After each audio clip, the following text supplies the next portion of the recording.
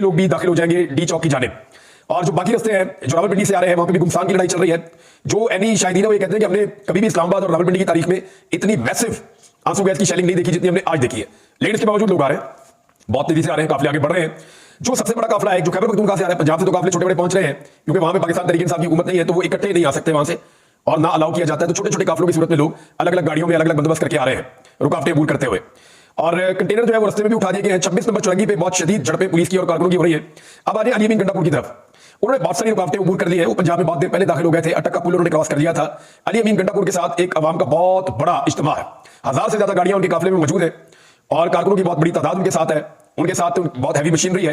उन्होंने आनंद फानन जो है वो बहुत सारी रुकावटें दूर की है और वो बुरहान से आगे आकर एक ऐसा मुकाम है जहां दोनों तरफ पहाड़ है और उन पहाड़ों के बीच में बड़ी नैरो हो जाती है मोटरवे, यानी मोटरवे की जितनी चौड़ाई है उतनी रह जाती है, दोनों तरफ पहाड़ है। इस जगह पे इस वक्त हुकूमत ने ब्लॉकेज लगाया हुआ है जब मैं ये वीडियो रिकॉर्ड कर रहा हूं और कारकुन तकरीबन इसको क्रॉस करने के करीब पहुंच गए। यानी जब शायद आप ये वीडियो सुन रहे हो तो कारकुन मुमकिन है कि इसको क्रॉस करके अटक के आसपास कहीं आ गए हो, या उस वक्त वो लाहौर इस्लामाबाद वाला जो टूल प्लाजा है उसको कहीं क्रॉस कर रहे हो, तो वो इन बिटवीन हो सकते हैं अगर तो इसको क्रॉस कर गए। यहां पे सिचुएशन ये है कि दोनों चोटियों के ऊपर पुलिस वाले खड़े हुए, उन्होंने अपनी चौकियां बनाई हुई है ऊपर, और ऊपर उनके पास बहुत बड़ी तादाद में मिकदार में ना सिर्फ आंसू गैस के शेल है बल्कि उनके पास रबड़ की गोलियां भी है और ऊपर से लगातार वो रबड़ की गोलियों से फायरिंग कर रहे हैं और आंसू गैस के शेल फेंक रहे हैं। दोनों पहाड़ों के बीच में बहुत बड़ी रुकावटें खड़ी की गई हैं जिनको हटाने के लिए पाकिस्तान तहरीक इंसाफ का बहुत जोर लग रहा है। जो मशीनरी आगे ले जाने की कोशिश की जाती है वो धुएं में गायब हो जाती है, इतनी ज्यादा वहां आंसू गैस की शेलिंग होती है। अब इन रुकावटों को हटाने के लिए दोनों तरफ से पहाड़ों के पब्लिक ने पुलिस के पास ऊपर चढ़ना शुरू किया है और मुमकिन है कि ऊपर पुलिस का और लोगों का तसादुम हो और उसके बाद अगर आंसू गैस रुके, उसकी शेलिंग रुके तो ये रास्ता खुले। अब ये रास्ता जब खुल जाता है तो फिर उसके बाद सिर्फ और सिर्फ इस्लामाबाद टूल प्लाजा है और फिर इस्लामाबाद में दाखिला है। इस्लामाबाद में अली अमीन गंडापुर साहब का काफिला दाखिल हो गया तो फिर डी चौक तक इस काफिले को रोका नहीं जा सकेगा। मैं आपको ये बात दोबारा बता देता हूं। अगर ये रुकावट अली अमीन गंडापुर साहब ने क्रॉस की और वो इस्लामाबाद टूल प्लाजा क्रॉस कर गए जो पेशावर इस्लामाबाद वाला है, तो फिर डी चौक तक उनको रोकना मुमकिन नहीं रहेगा। उसकी वजह यह है कि रास्ते में पाकिस्तान तहरीक इंसाफ के कारकुनों ने तकरीबन सारा बंदोबस्त कर दिया है और वो बहुत तेजी से रुकावटें हटा रहे हैं।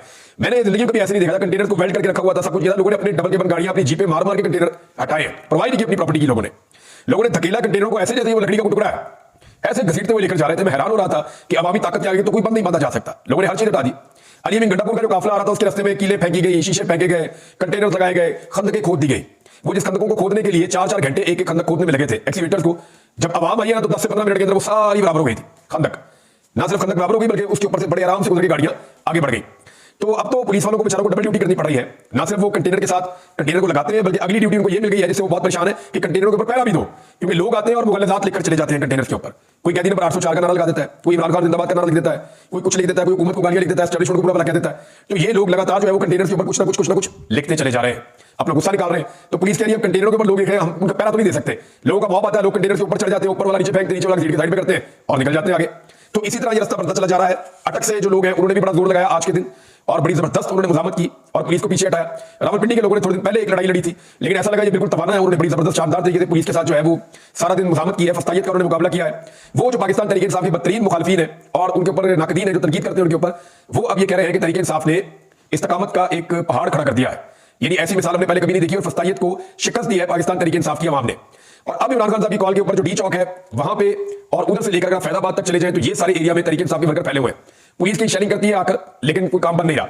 एक दो चीजें बड़ी अजीब हुई है और इसमें जो लोग वहां मौजूद हैं उन सबको नजर रखनी चाहिए। एक तो डी चौक और सराउंडिंग की लाइटें बंद कर दी गई है।